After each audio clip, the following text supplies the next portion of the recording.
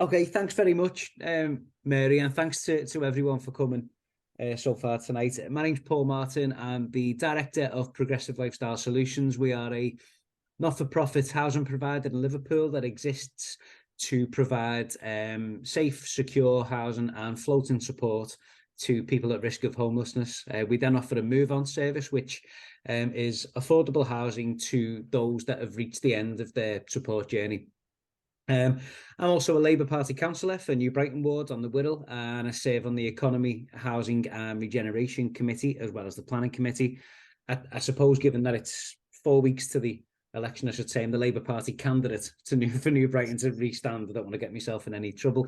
In a previous life, I was also a mortgage broker, so I saw firsthand how the rigours of the financial sector shaped the housing market into what we now know it as. So what I've been asked to speak about tonight is a broad church, and that is the housing crisis.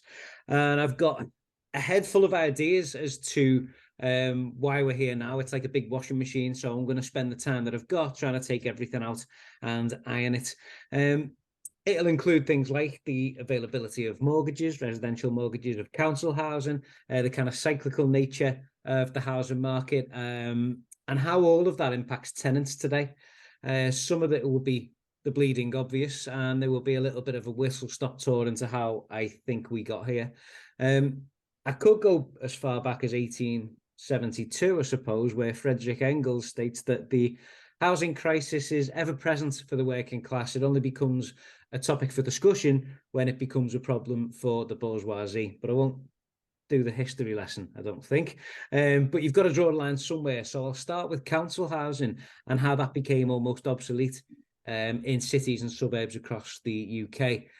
And that's in large part, in my view, down to the success, quote unquote, of Margaret Thatcher's Right to Buy scheme. I'm too young to remember most of it. I'm only 39. But plenty of people I've spoken to did exercise their right to buy their council house, and some still live there now. Some cynics might say it helped the Conservatives' war on trade unions, as there was generally a accepted notion that debt-incumbent homeowners are less likely to go on strike. It's also worth noting, and I'm risking going into bleeding obvious territory again here, but it's worth noting that houses were not replaced at the same rate when they were sold as they were sort of by councils after that. As I say, veering into that territory. But over several years, over several generations, housing's been done in a number of different ways. And certainly over the past 20 years or so, it's become more and more clear in this country that housing's now viewed as a commodity, not a right. So it's a consumer product. It's like shoes, watches, televisions, cars. So when you give away that sector in the way the government of the day did, I think that you'd also give away many of the priorities that came with it. So a local authority, for example, will prioritise housing as its main objective.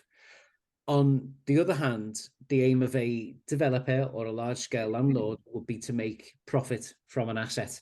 And for me, it's that mindset that created the term housing market. This infatuation with owning homes that's led to large private property developers. It's led to new housing estates and a massive increase in mortgage products and availability. And there was an entire generation of people caught up in this market, a thriving market, a free market, full of growth, full of pound signs. And the one thing with a free market, capitalist economy, is that it can't abide by a limit. It can't be told when to stop. So in 2001 to 2002, pardon me, whistle-stop tour here, a kind of a little boom came. And that did two things. So the boom in housing prices, that did two things. In some ways, it scared off first-time buyers, myself included. I was, at that time, considering making the first plunge. But also to the generation of homeowners from maybe 10, 15, 20 years prior, it presented an opportunity. Why not borrow against the house that you bought for 15 grand that's now all of a sudden worth £100,000? You could then take enough to put deposits down to buy another 3 houses. You can then rent them to people who can't afford to buy because of this latest boom. Brilliant. And then before we knew it, we have wave after wave of sort of buy-to-let, a kind of a buy-to-let economy almost came in. So you got newly rich homeowners and lapping up anything that they possibly can related to buy-to-let properties or mortgages. Lenders as well, I might add, because they came in with really aggressive rates and mortgage products. And in the mid-2000s, anyone who's lived in or worked in or just walked around a city will have seen the number of cranes that were in the air all the time. You just had to look across and you see all these new cranes and developments, staggering. Or with new blocks of new build apartments waiting for people to go and pick them up. And people did, and yet again and again, and all of a sudden paper property millionaires started to emerge and were pulling money out of their own homes or whatever they could to invest in these new buy-to-let schemes. Now, it's then the turn of the residential mortgage market to make a comeback, and there's this real synergy between the residential market and the buy-to-let one. People have often said that the two markets are separate, but I think the opposite. I think that they always have some kind of connection. The two concepts, for anyone unaware, is that a residential mortgage is when somebody's buying a house for them to live in. A buy-to-let one is where they're buying a property and they seek to rent out that property, and mortgages exist for the two. Now, in the residential market, a few things really leap out at me. The growing trend in self-certification mortgages is one. This mainly took place between about 2004 and 2007. And it's where a borrower would just tell a mortgage lender how much they were earning, and the lender would just take the word for it. That was initially designed for self-employed people for obvious reasons, but eventually found its way to cater for people in sort of 9-to-5 jobs. Secondly, is the now infamous negative equity mortgages where, lenders like Northern Rock, Birmingham Midshires, Mortgage Express would allow you to borrow more than the purchase price of your home. So if you were buying a house for £100,000, you could literally borrow £125,000. Ridiculous thinking about it now, but it was really widespread during the mid-noughties. And then thirdly, the growth of the subprime market. Now, anyone who's watched The Big Short will see that that was a big part of that. But the subprime market was where people with adverse credit, things like CCJs, defaults, mispayments, could still borrow. And I'm not totally against that as a concept. But when some lenders had these things called unlimited adverse products, and they were available up to 90% loan to value, so £100,000 house, they would give you £90,000 of it. It almost looked as though they were asking for what was about to come down the road. And it's down that road, and I'll come to, and how it affects the rented sector as we know it. I told you I'd get there. So in 2008, we all know what happened. The banks all took the ball and they went home. Recession meant tighter lending conditions, and years of irresponsible lending led to banks and building societies ceasing to trade altogether. So Northern Rock, Mortgage Express, Victoria Mortgages, Adeus, off they went. And with it went this lending criteria that had enticed buyers in the first place. Now, this for me is where the housing sector differs from many others, and where the recession of 2008 differs from the financial crisis of 2022 to 23. Because in 2008, we didn't have a cost of living crisis. We had an availability of borrowing crisis, credit crunch. If you remember, there wasn't a major drop in house prices or values, and that's because values were largely underpinned by rental value or yield, the expected sort of return on an asset. So when people could no longer borrow 100% of a purchase price for their new home, and instead they had to find 20% deposits and then answering to much more stringent lending criteria, it would in turn turn them back to the idea of renting while they saved up.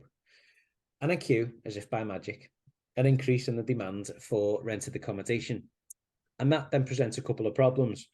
Firstly, we've just mentioned council housing is pretty much obsolete, and housing associations year on year report this undersupply of social housing. And as a result, People then turn back to the private rented sector, and the demand pushes up the cost of rent. It also creates this buyer's market for landlords, which still now exists to this day. So prospective tenants now have to practically send in a CV to be considered for a rented property. And they also have to find big deposits. They have to pay upfront rent, and in some cases find guarantors. Again, anyone with children, or anyone, you know, with relatives or family who are seeking to rent, they'll all know that you have to go through these kind of hurdles. And when an industry takes, now, this is what surprises me really, when an industry takes off and experiences a boom, one may expect standards and regulations to grow alongside it. When Mortgage Regulation Day happened in 2004, that was a kind of an indication of that. But in the private rented sector, that simply hasn't happened. And there's a number of different theories as to why. Any national regulation would have to pass through Parliament. Now, that's a Parliament where most of the governing party's MPs are private landlords themselves, and it's pretty clear that turkeys don't vote for Christmas. There's also the fear of losing private landlords when we are simply unable to fill demand as is. Demand's already up over and over again over the past 5 years, and supply's trickling down because some landlords have already started repurposing their properties. For example, holiday lets and serviced accommodation. If you're looking to book a room somewhere or an apartment, you can book entire apartments in cities now. They were formerly buy-to-let properties 9 times out of 10. HMOs, supported accommodation, they can always make more money. And that takes us all the way back to where we started, or where I started. And I'll ask the question as to whether a rented housing sector can ever thrive with things as they are. Because I, for one, am sick to the back teeth of taking reports through casework in my role as a councillor about mould-ridden houses with unsafe electrics and rising damp. I'm sick of revenge evictions. I'm sick of surprise rent increases. I'm sick of a sector that's so weighted towards landlords and towards avarice as opposed to tenants and their welfare. I don't want to sound too much like a Phil Collins album, so I'll say that there are some bits of hope everywhere. And the bits of hope are the powers that have been devolved to Metro mayors can bring back landlord licensing and can give councils the power to toughen up on rogue landlords. And this should be done, in my view, and that should be done alongside renters unions like Acorn, who do an unbelievable job of holding landlords to account. But that doesn't scratch the surface in terms of what we need now. I believe it's time for local authorities to start taking control of the housing market once again. And this city region needs to have a fit-for-purpose housing model suitable for end users. We're lucky in Liverpool to have a fantastic forward-thinking Metro Mayor in Steve Rotherham, who is all too aware of this, and he's got projects and plans in place to help bring about the positive and radical change that we need. So this can be done, and our whole city region has got an opportunity to revolutionise and lead the way on how housing's done. I think in Liverpool, the blueprint for bad practice put the city on the front pages of national news.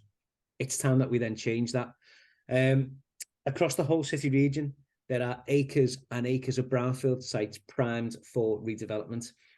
And within this is an opportunity for local authorities to create a construction framework working alongside communities and reputable developers to meet housing and social targets together. And by reputable, I mean the ones who do the quirky things like pay supply chains on time and pay a living wage and recognise trade unions, all that stuff.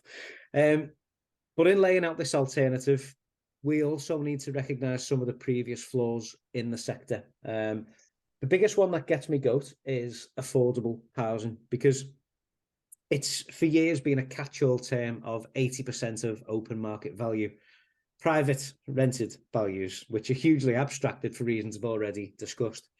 So let's reimagine how we do affordability. Let's do it based on local economics, not catch-all figures that have been underpinned by greed. Just imagine a housing market that's designed for those that live in houses. Imagine sustainable housing development that serves communities rather than rich people. And imagine this being affordable and accessible for everyone. Apparently, it's pretty easy if you try. And that's enough from me. Thank you.